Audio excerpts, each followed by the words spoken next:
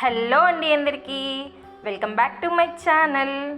అయితే ఈరోజు మనం ఈ వ్లాగ్లో అసలు మనం గోరింటాకు ఎందుకు పెట్టుకుంటున్నాం.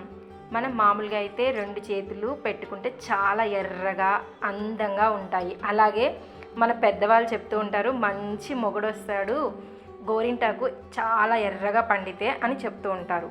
అయితే అస్సలు కారణం ఏంటి అనేది మనమైతే ఇప్పుడు తెలుసుకుందాం. ఆషాఢ మాసం వచ్చిందంటే చాలు గోరింటాకు గుర్తుకొచ్చేస్తుంది ఆడపిల్లలందరికీ. ఆషాఢం గడిచేలోగా ఏదో ఒక రోజున గోరింటాకు పెట్టుకుని తీరమంటూ పెద్దలు మనకు చెప్తూనే ఉంటారు. అయితే జ్యేష్ఠ మాసంలో కురవడం మొదలైన వర్షాలు ఆషాఢం నాటికి ఊపందుకుంటాయి. అలా తరచూ వర్షపు నీటిలో మనం నానక తప్పదు. ఇక పొలం పనులు చేసుకునేవారు, బయట ఊర్లకు వెళ్ళొచ్చేవారు ఈ కాలంలో కాళ్ళు చేతులను తడుపుకుంటూ తిరుగుతూనే ఉంటారు. అలాంటి సమయంలో మనకి చర్మ వ్యాధులు రావడం, గోళ్ళు దెబ్బతినడం జరుగుతూ ఉంటుంది. గోరింటాకు ఈ ఉపద్రవాన్ని కొన్ని రోజుల పాటు ఆపుతుందట. ఆషాఢ మాసం నాటికి గోరింట చెట్టు లేత ఆకులతో కలకలలాడుతూ ఉంటుంది. ఆ సమయంలో గోరింటాకును కోయటం వల్ల చెట్టుకి ఏమాత్రం హాని కలగదట. పైగా లేత ఆకులతో చేతులు ఎర్రగా పండుతాయట. ఆషాఢం నాటికి వాతావరణం ఒక్కసారిగా చల్లబడిపోతుంది. వాతావరణంలో అకస్మాత్తుగా వచ్చే ఈ మార్పు వల్ల శరీరంలో కఫ సంబంధమైన దోషాలు ఏర్పడతాయి. గోరింటాకుకి ఒంట్లోని వేడిని తగ్గించే గుణం ఉంది. అలా బయట వాతావరణానికి అనుగుణంగా మన శరీరాన్ని కూడా చల్లబరిచి దోషాల బారి నుండి మనల్ని కాపాడుతుందట గోరింటాకు. అలాగే ఆషాఢ మాసంలో కొత్త పెళ్లి కూతుళ్ళు తమ పుట్టింటికి చేరుకోవడం ఆనవాయితీగా వస్తుంది. ఆ సమయంలో తమ చేతులకు పండించుకునే గోరింట వారికి తమ సౌభాగ్యాన్ని గుర్తు చేస్తుంది. పుట్టింట ఉన్న మనసు మెట్టినింట ఉన్న భర్త ఆరోగ్యాన్ని కాంక్షిస్తుంది. వేళ్ళకి గోరింట పెట్టుకోవడం వల్ల కంటికి సదరుగానే కాకుండా గోళ్ళు పెలుసు బారిపోకుండా, గోరు చుట్టు వంటి వ్యాధులు రాకుండా ఉంటాయట. ఆయుర్వేదం ప్రకారం గోరింట ఆకులే కాదు, పూలు, వేళ్ళు, బెరడు, విత్తనాలు అన్నీ ఔషధయుక్తాలే.